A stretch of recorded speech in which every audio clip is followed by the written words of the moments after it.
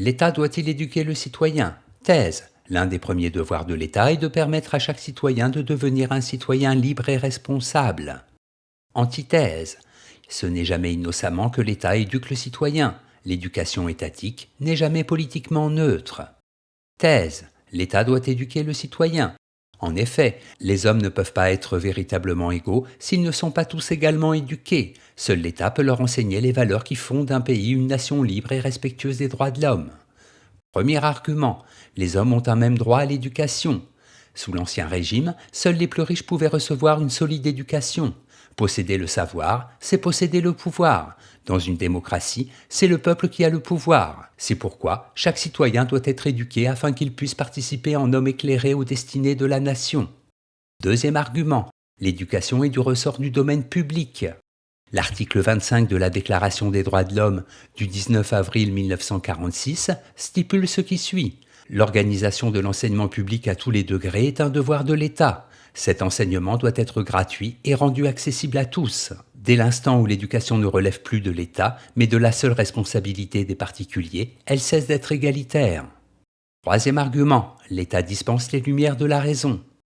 L'idée d'un enseignement public accessible à tous appartient aux philosophes des Lumières, lesquels ont compris qu'une nation ne peut pas être libre si le peuple n'est pas éclairé. Une démocratie n'est responsable d'elle que si ses citoyens sont gagnés aux valeurs qu'elle défend, à savoir l'égalité, la liberté, le progrès de la raison.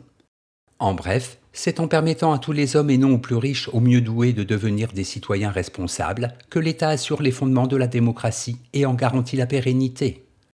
Antithèse, l'État ne doit pas éduquer le citoyen. En effet, tout État qui prétend éduquer le citoyen sert immanquablement une cause politique. L'éducation étatique est un puissant instrument permettant à la classe dominante de s'assurer le pouvoir. Premier argument, l'État a tout intérêt à se charger de l'éducation du citoyen. Que ce soit sous Staline, Hitler, Mao ou Pinochet, les écoles d'État ont toujours servi une cause idéologique. Les enseignants n'avaient pas la liberté de dispenser un savoir permettant aux esprits de penser par eux-mêmes. Identiquement, dans les écoles démocratiques, une discipline comme l'économie a pour seule fonction de justifier le capitalisme sans le critiquer. Deuxième argument, toute éducation étatique est au service du pouvoir. En dirigeant l'éducation, le gouvernement s'arroge le droit et s'impose la tâche de maintenir un corps de doctrine, écrit Benjamin Constant. Peu importe les moyens qu'il emploie, des plus violents ou plus doux, il est certain qu'il ne permettra d'enseigner dans ces écoles que les opinions qu'il préfère, écrit Politique. Troisième argument, l'État ne peut pas être un bon éducateur. Ainsi que le pense Nietzsche, l'éducation étatique a toujours été et sera toujours médiocre. Elle ne permet pas aux esprits exceptionnels de se révéler. Elle dispense une culture qui s'adresse au plus grand nombre. Une culture qui endort les esprits, les incite à se conformer à l'opinion dominante. En bref, il est extrêmement dangereux que l'État ait la charge d'éduquer le citoyen. Son but caché n'est jamais d'éclairer les esprits, mais de leur enseigner les valeurs sur lesquelles il fait reposer son autorité. Synthèse. Les idées défendues par les philosophes des Lumières étaient sans doute généreuses, mais très vite, la bourgeoisie a compris comment en tirer le meilleur parti en les détournant de leur but premier, permettre à tout homme de participer librement et en ayant conscience de ses responsabilités morales et politiques aux affaires de la République. Tout comme dans les régimes totalitaires, mais de façon plus sournoise, l'éducation d'État dans les régimes démocratiques sert à justifier les valeurs et les opinions politiques du régime en place. S'il est bon que l'État offre à tous la possibilité d'apprendre à lire et à écrire, il est encore plus important de prendre conscience que ce n'est pas à l'école que l'on peut apprendre à penser par soi-même.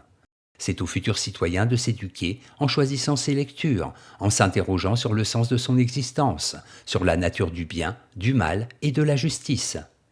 Notes et commentaires. Éducation.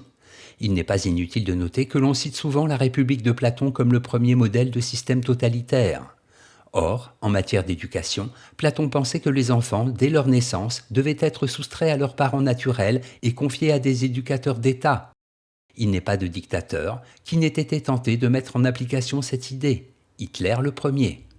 Citation.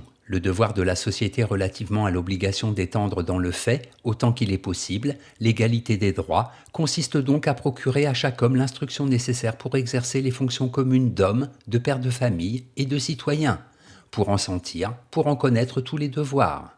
Jean-Antoine Nicolas de Carita, marquis de Condorcet, premier mémoire sur l'instruction publique.